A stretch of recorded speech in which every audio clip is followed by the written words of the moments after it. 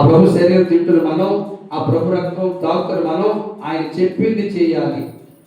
రోగం రాకుండా ఉండాలంటే, వ్యాధి రాకుండా ఉండాలంటే, బలహీన రాకుండా ఉండాలంటే, మన ఇంట్లో వెలుగు ఉండాలంటే, చీకటి లేకుండా ఉండాలంటే ఆయన చెప్పినది చేయాలి. 11 గంటల కరెక్ట్గా ప్రార్థన అవడానికి ప్రారంభించాడు.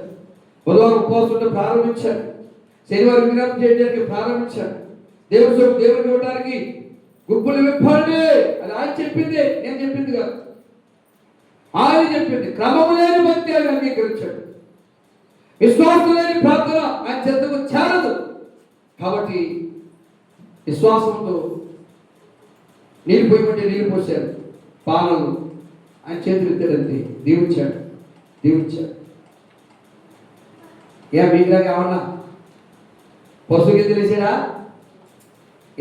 మీరైతే అంటారు ఓ మీరంత భక్తి పనులు వేసే కట్టే భక్తి పనులు.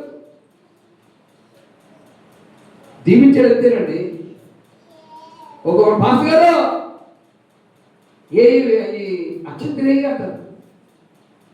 నాలంటాడు నీ మొబైల్ కాదు అంటారు. నేనైతే మేము చేతులెత్తి దీవించాము. దేవుడు యేసుప్రభు ఏం చేశాడు? చేతులెత్తాడంతే. నీళ్ళమైపోయి ద్రాక్షారసముగా, మధురమైన ద్రాక్షారసముగా, రుచి కలిగిన ద్రాక్షారసముగా మారిపోయారు. అదే విశ్వాసం. దైవ సేవకులు చేతులెత్తి దీవించారు. ఈ దీవెనలు మా జీవితకాలం ఉంటాయని నమ్మాలి.